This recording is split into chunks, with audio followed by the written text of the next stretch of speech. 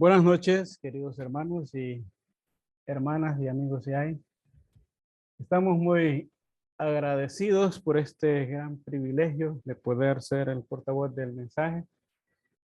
En esta noche vamos a hablar de 3 preguntas acerca de la Cena del Señor, que a lo largo del tiempo que hemos predicado y hemos visto algunas situaciones en cada iglesia, pues se han presentado y surgen este tipo de preguntas.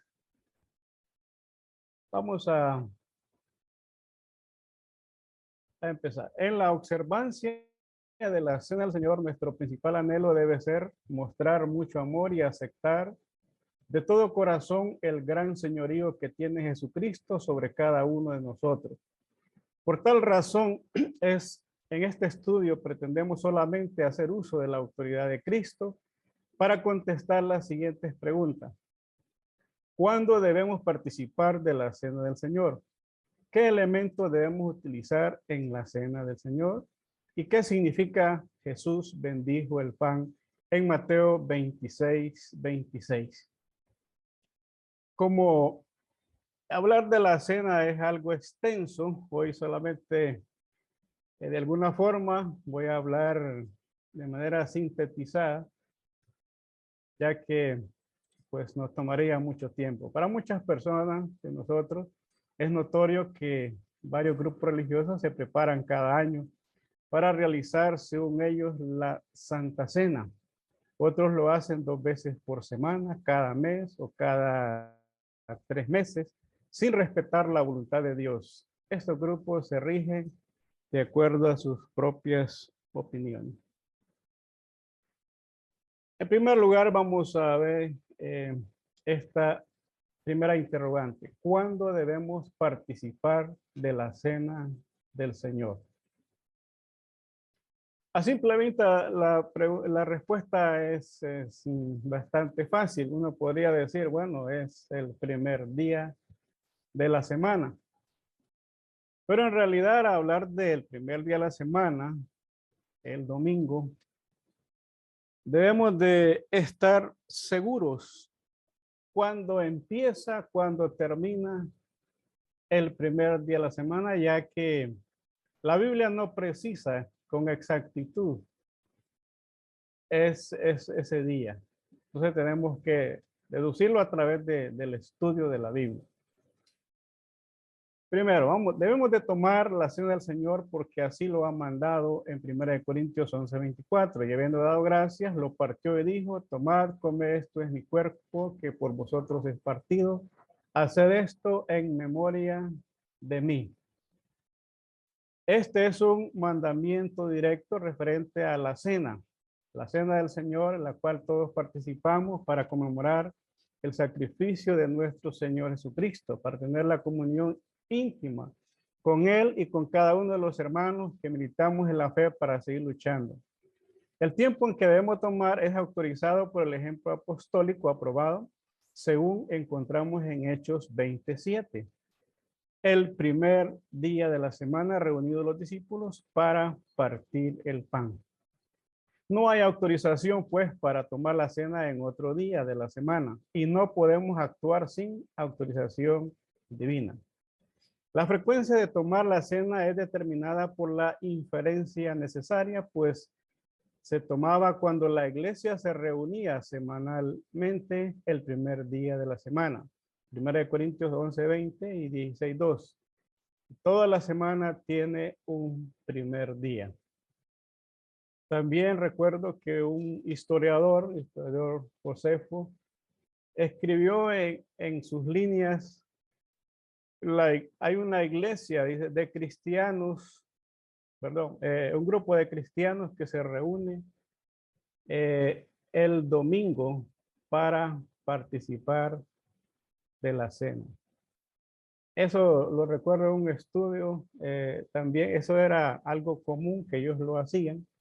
Y está registrado también en ese libro que eso es lo que indica, que ellos se reunían cada primer día de la semana.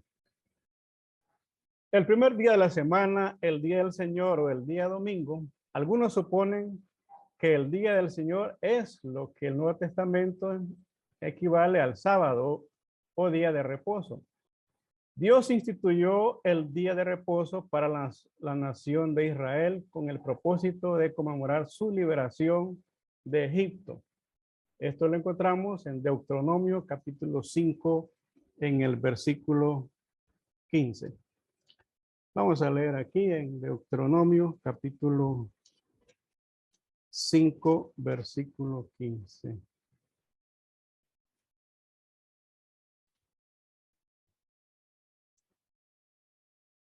Acuérdate que fuiste siervo en tierra de Egipto y que Jehová tu Dios te sacó de allá con mano fuerte y brazo extendido, por lo cual Jehová tu Dios te ha mandado que guardes el día de reposo. El día de reposo comenzó el viernes a la puesta del sol, y terminó el sábado al atardecer. E iba a ser un día de completo descanso de todo el trabajo, simbolizando el reposo creado del creador del séptimo día, según Génesis capítulo 2 y 3. Y también encontramos en Éxodo 20:11, 23:12. El día de reposo fue una señal especial para los israelitas que habían sido separados para ser guiados del Dios Altísimo.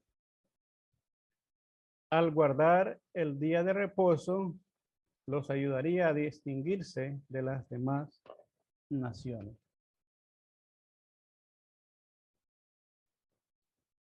Tercero, en ninguna parte de la Escritura se considera el día de reposo como el día del Señor.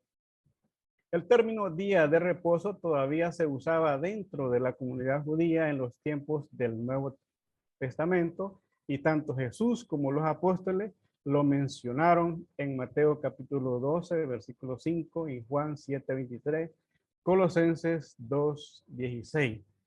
Ya estaba, ¿verdad? Ahí siempre practicaba el día de reposo. Como no tenemos certeza de qué calendario se usó para definir el tiempo que corresponde al día del Señor, debemos de hacer uso de los dos calendarios que se pudieron usar mientras los primeros cristianos adoraban el primer día de la semana. Tenemos el calendario juliano. Este calendario juliano se usó en el año 46 antes de Cristo, es decir, desde la fundación de Roma. Después resultó en una reforma y condujo a lo que hoy vemos el calendario gregoriano, en honor al Papa Gregorio XIII.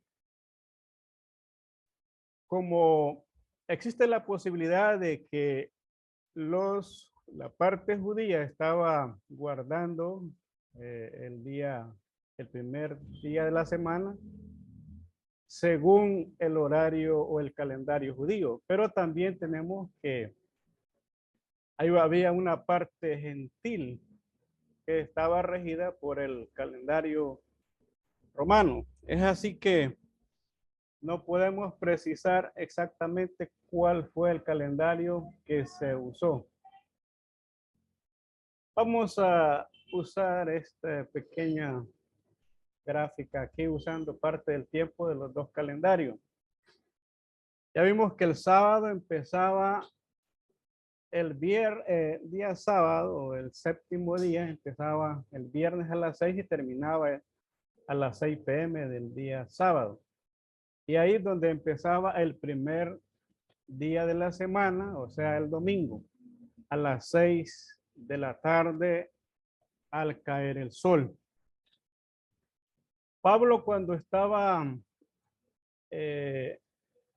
discursando, dice la escritura que él lo hizo hasta la medianoche.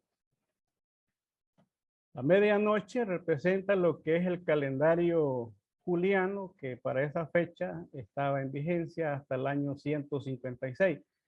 Y es ahí donde podríamos decir que él estaba esperando, ya estando en Troa, esperando a la medianoche. Vamos a leer el texto para ver si nos ayudamos un poco según Hechos capítulo 20, versículo 7 en adelante. El primer día de la semana, reunidos los discípulos para partir el pan, Pablo les enseñaba habiendo de salir al día siguiente y alargó el discurso hasta la medianoche. Y había muchas lámparas en el aposento alto donde estaban reunidos. Y un joven llamado Eutico, que estaba sentado en la ventana, rendido de un sueño profundo, por cuanto Pablo disertaba largamente, vencido de sueño, cayó del tercer piso abajo y fue levantado muerto. Entonces descendió Pablo y se echó sobre él y abrazándole dijo: no os alarméis, pues está vivo. Después de haber subido y partido el pan y comido, habló largamente hasta el alba y salió. Aquí podemos observar que el primer día de la semana, según el calendario judío, empezó a las 6 p.m. No se sabe con exactitud cuándo empezó Pablo a predicar, pero sí alargó el discurso, dice, hasta la medianoche. A la medianoche es una probabilidad, fue cuando subió, fue abajo, resucitó a este joven Eutico, subió, después dice, seguidamente partió el pan y comió. Cuando se hizo esto, siguió hablando hasta el amanecer, hasta el alba. Es así pues que podemos decir que él estaba usando el calendario gregoriano o juliano. Es una posibilidad. Sin embargo, muchos piensan que era el calendario judío porque ellos estaban empezando a las 6 p.m.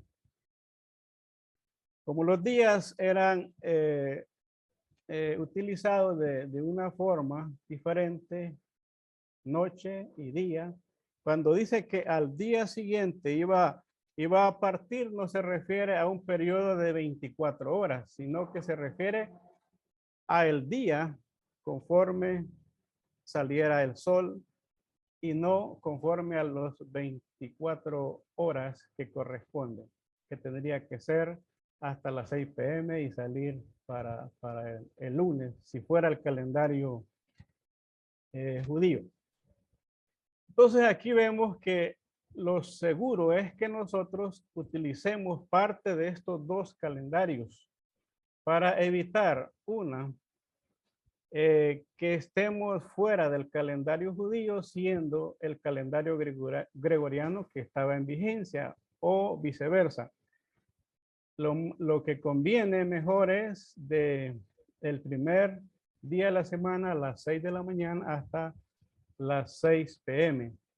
se podría participar de la cena del Señor para evitar complicaciones. ¿Qué elementos debemos utilizar en la cena del Señor? Aquí tenemos el primer elemento, que es el pan sin levadura. Debemos usar un pan sin levadura porque el pan que usó el Señor Jesús sin duda fue pan sin levadura. Esto lo deducimos por la institución de la cena del Señor, ya que se llevó a cabo durante la noche de la Pascua, el primer día de la fiesta de los panes sin levadura. Y en Marcos 14:12 dice: el primer día de la fiesta de los panes sin levadura, cuando sacrificaban el cordero de la Pascua, sus discípulos le dijeron: ¿dónde quieres que vayamos a preparar para que comas la Pascua? Llegó el día de los panes sin levadura, en el cual era necesario sacrificar el cordero de la Pascua, según Lucas 22:7. Otro texto habla en Éxodo 12:8, y aquella noche comerán la carne asada al fuego y panes sin levadura, con hierbas amargas lo comerán. Por eso, ¿verdad? Usamos pan sin levadura. El pan sin levadura representa algo puro que no está contaminado, el cual es el cuerpo de nuestro Señor Jesucristo, que fue inmolado sin pecado. El pan que hasta hoy usan los judíos es la masta, también conocida en yiddish como matzón o matzo. Es un pan ácimo plano tradicional de la comida judía, elaborado con harina y agua. Esta es la comida oficial del Pesaj, Pascua judía. El pan ácimo se parece a una galleta más bien plana, solo que solo se mezcla con harina y agua, sin adición de sal, azúcar, grasa, conservantes. Puede tener forma redonda o rectangular. La fiesta de los panes sin levadura, para la cual es de 7 días, empezando el 15 del mes primero de Israel, que es Nisan, y era después de celebrar la Pascua, en la cual comía un cordero con pan sin levadura. Bien, aquí vemos estas imágenes, dos panes. Uno, ¿verdad? Que es un poco más grueso. Según ellos, el grueso del dedo de un pulgar se usa para un tipo de pan y otros lo usan como tipo de galleta. El problema de estos panes es que debido al tipo de cocción podía considerarse que queda quebradizo, por lo que no es conveniente el uso de esa forma, sino un término medio que no quede tostado, que las personas puedan desarmarlo al participar de la cena del Señor y que no quede crudo. Así es que nosotros, ¿verdad? Debemos de usar el pan sin levadura, solamente usando harina de trigo. Bien, continuamos. En Éxodo capítulo 12, versículo 15 dice, 7 días comeréis panes sin levadura y así el primer día haréis que no haya levadura en vuestras casas. Porque cualquiera que comiera leudado desde el primer día hasta el séptimo día será cortado de Israel. El hermano Greg Guy,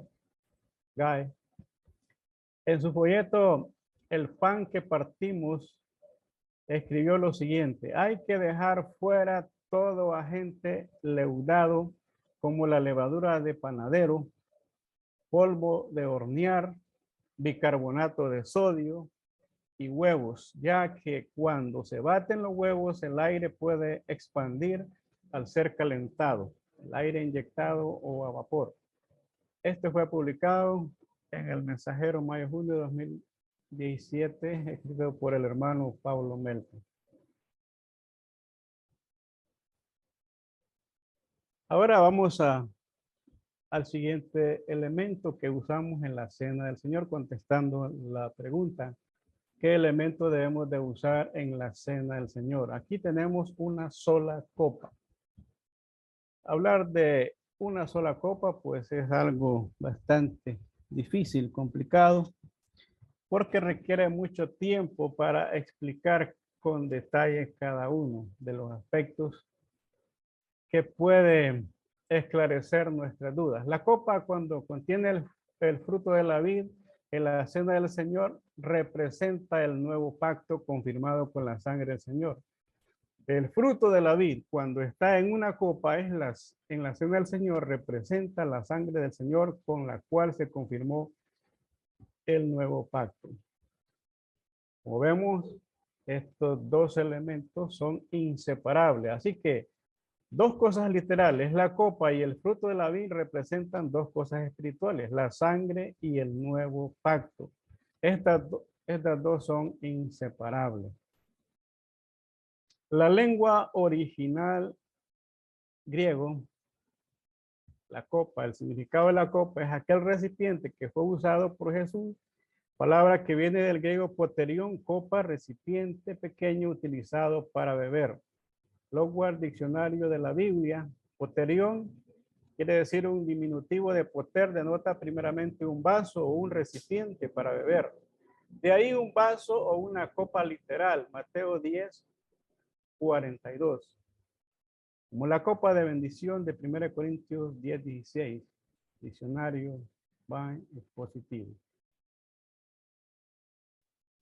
Para comprender de el por qué una sola copa, veremos la definición de tres figuras. En la palabra de Dios se encuentran tres figuras de dicción usadas por el Señor cuando instituyó su cena. Una de ellas son la metáfora, la metonimia y la sinécdoque. En su libro Claves de Interpretación Bíblica, Tomás de la Fuente, nos da las definiciones sencillas de estas figuras. Una explicación, nuestro hermano Randy Tidmore, cuando estaba dando un estudio de la copa. Vemos aquí que se utiliza metáfora, metonimia y sinécdoque. Sin duda es bastante complicado aplicar estas figuras y muchas veces son mal utilizadas, especialmente por los que usan muchos recipientes en la cena del Señor, ya que se quedan solo con una parte del uso, ¿verdad?, de la figura. Metáfora, esta figura indica la semejanza entre las dos cosas muy diferentes, declarando que una de ellas es la otra. Podríamos decir, Jesús dijo, yo soy la vid y ustedes los pámpanos, yo soy el tallo, ustedes las ramas. La metonimia es el uso de una palabra en lugar de otra, sugerida por la primera cuando el escritor pone el efecto de una acción en lugar de la causa, o usa el símbolo o la seña en lugar de la realidad. Este usa metonimia. Esta figura la vamos a explicar con los versículos que veremos más adelante. Sinécdoque ocurre. La sinécdoque cuando el escritor apunta una parte por el todo y el todo por una parte.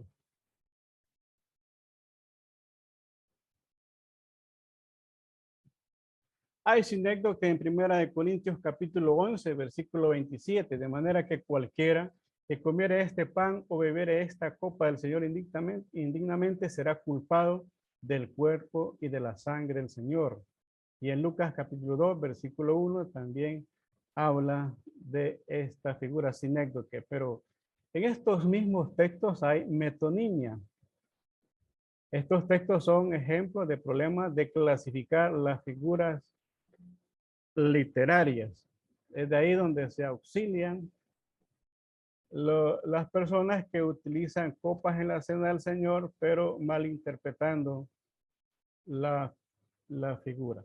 En 1 Corintios 11, 27 dice, cualquiera que comiere este pan o bebiere esta copa, la copa llena se usa aquí por la pequeña parte que bebe el comulgante. Esta es la sinécdoque. Pero la copa se pone aquí en lugar de su contenido, fruto de la vid. Esta es la metonimia. Es así que el fruto sin el recipiente no representa la copa. La copa y el fruto de la vid van juntos de manera inseparable. Uno sin el otro no tiene ningún significado. Esto armoniza completamente con lo que el señor Dungan dijo en la regla 8 de la sección 51. Tiene que recordarse que las figuras no siempre se usan con el mismo sentido. Para eso necesitamos estudiar otros textos y así probar de que se debe tener mucho cuidado en usar solamente, ¿verdad?, una parte, una figura cuando en realidad están las dos figuras incluidas. Jugo de uvas o fruto de la vid. Muchas personas hoy en día están utilizando vino fermentado. Ellos le llaman vino y bueno, es una copa de una botella de vino que tiene, ¿verdad?, vino fermentado. Usan copitas Por lo general, las iglesias evangélicas usan este tipo de vino. También otros usan agua. Pero ¿qué debemos de usar nosotros? Según lo que dice la Escritura.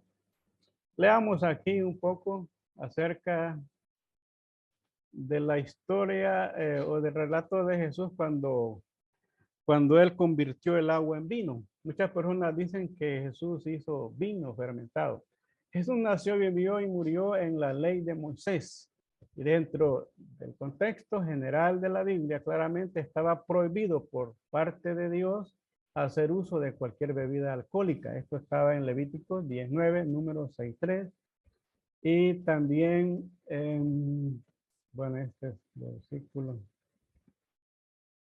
Proverbios 23:31 dice, no mires al vino cuando rojea, cuando resplandece su color en la copa, se entra suavemente, mas al fin como serpiente morderá y como áspid dará dolor. Si Jesús convirtió agua en vino fermentado, entonces fue culpable de poner frente a los ojos de estas personas la prohibición de Proverbios, lo que estaría también en completa oposición a Levíticos 19.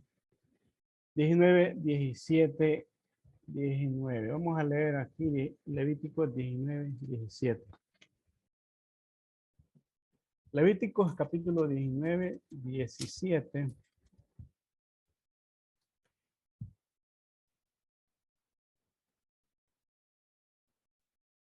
Hasta el 19. 19:17 hasta el 19. No aborrecerás a tu hermano en tu corazón, razonarás con tu prójimo para que no participes de su pecado. No te vengarás ni guardarás rencor a los hijos de tu pueblo, sino amarás a tu prójimo como a ti mismo. Yo Jehová, mis estatutos guardaré y no harás ayunar tu ganado con tus animales de toda especie. No sembrarás con mezcla de semillas y no te pondrás vestido con mezcla de hilos.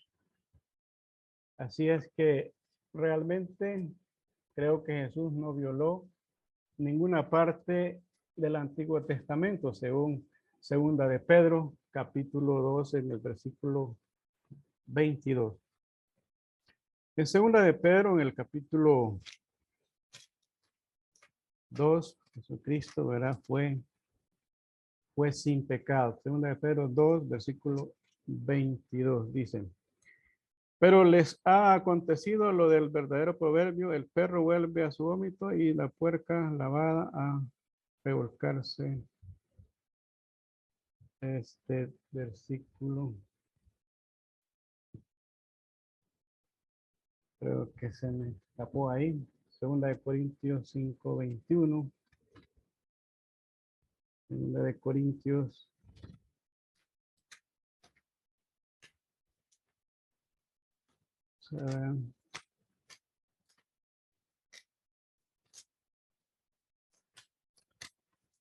Segunda de Corintios en el capítulo 5, versículo 21. Al que no conoció pecado, por nosotros lo hizo pecado para que nosotros fuésemos hechos justicia de Dios en él. En este versículo realmente nos indica que Jesucristo no fue culpable, ¿verdad? De pecados ajenos, poniendo en este caso vinos fermentados para que estas personas empezaran a tener dificultades. Aquí tenemos tres opciones: fruto de la vid, vino fermentado y agua pura. Esto es lo normal que se utiliza, ¿verdad? Hoy en día, una iglesia muy grande, casi de más de 100 millones de personas, utiliza agua pura y pan fermentado, un pan blanco, lo hace así, ¿verdad? La mayoría de iglesias evangélicas usa vino fermentado y utilizan varios recipientes para poder celebrar la cena cada mes, especialmente cada mes o cada 3 meses. Y la iglesia que Cristo edificó, pues utiliza fruto de la vid, fruto sin fermentación.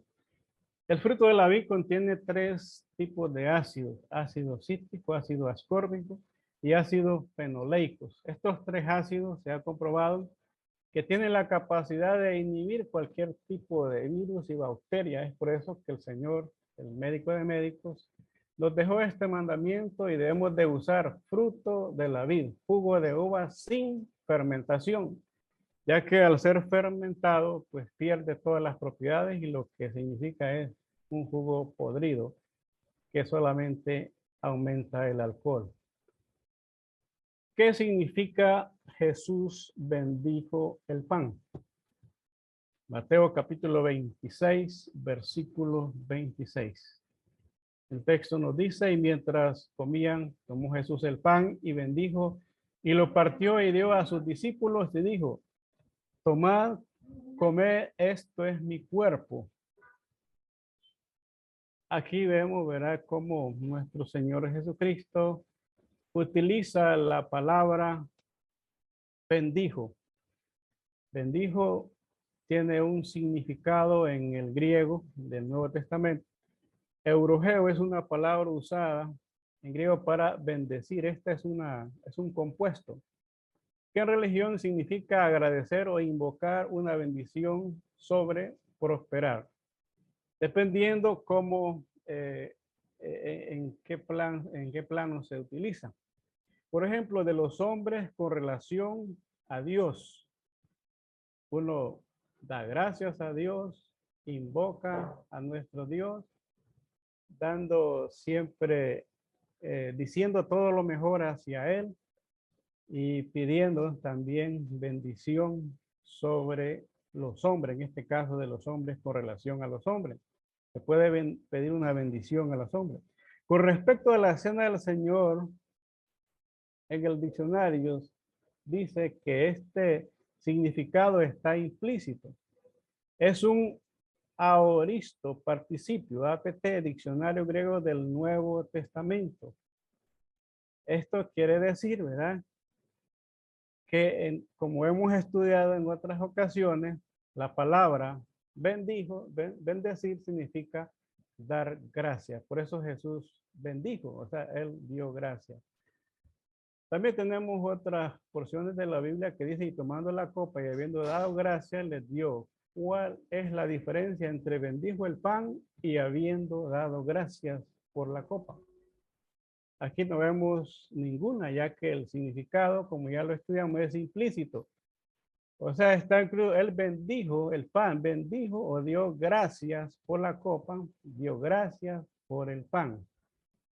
En Lucas capítulo 22, en el versículo 17 y 19, no dice bendijo, solamente dice dio gracias. Igualmente, en 1 Corintios 11:24, solamente dice habiendo dado gracias, obviamente bendijo el pan. Quiere decir simplemente dio gracias por el pan.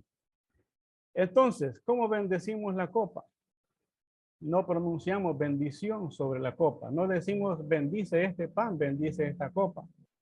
No pedimos que Dios bendiga el pan y la copa, más bien nosotros mismos bendecimos el pan cuando damos gracias y bendecimos la copa cuando damos gracias por ella. Bueno, está ahí en 1 Corintios. Vamos a leer capítulo 10, versículo 16. Dice: la copa de bendición que bendecimos no es la comunión de la sangre de Cristo. El pan que partimos no es la comunión del cuerpo de Cristo. Entonces, somos nosotros que bendecimos la copa cuando damos gracias. Si decimos: Señor, bendice este pan y bendice esta copa, no damos gracias por el pan y por la copa. Decir gracias por el privilegio o por la oportunidad de participar no es dar gracias por el pan y por la copa. Y es que, hermanos, este estudio quiero nuevamente utilizar otro texto. Vamos a usar el primera de Timoteo. También, ¿verdad? hablando de los alimentos, pero ya dijimos que hablar de los alimentos uno pide, ¿verdad?, hacia Dios. Y en este caso, dice acá, porque todo lo que Dios creó es bueno y nada es de desecharse si se toma con acción de gracia. Ya teniendo los alimentos en la mesa, lo que tenemos que decir es dar gracias a Dios por haber proveído los alimentos. En el caso de la cena, significa dar gracias. La oración de gracias santifica, no es que tenemos que decir palabras diferentes o algo místico para que eso sea santo, sea bendecido, sino que solamente tenemos que dar gracias. Para finalizar, en este estudio hemos refrescado varios conocimientos que ya hemos obtenido a lo largo de la vida cristiana. Es de vital importancia compartir con los hermanos que recientemente se han convertido para que sigan creciendo en el conocimiento. Y a nosotros también, que nos ayuda para fortalecernos y seguir adelante, ya que varias personas pues han vuelto atrás y no quieren seguir el consejo de Dios en cuanto a lo que hemos estudiado. Muchos de ellos pues quieren celebrar la cena del Señor. Prácticamente sería después de las 6 de la tarde, un día domingo. También no quieren usar vino, o sea, vino nuevo, jugo de uvas, sin fermentación. Ellos quieren utilizar algo que se asemeje al vino. Puede ser algo artificial o inclusive algo que tenga licor. Lamentablemente, debido a eso, pues nos da tristeza, ¿verdad? Que las personas pues no quieran seguir conmemorando a nuestro Señor Jesucristo tal y como Él lo ha dejado, ya que es de mucha importancia para nosotros hacerlo cada primer día de la semana. Es un acontecimiento importante, ya que nos conecta con el pasado, con ese sacrificio que hizo Jesucristo por cada uno de nosotros. Así que, hermanos, les agradezco a cada uno de ustedes por su atención. Esperemos que si hay alguna duda, alguna pregunta, pues algunos hermanos expertos también pueden ayudarme, ya que este tema es bastante difícil, ¿verdad? Gracias a todos y a nuestro hermano Tony por darme este privilegio.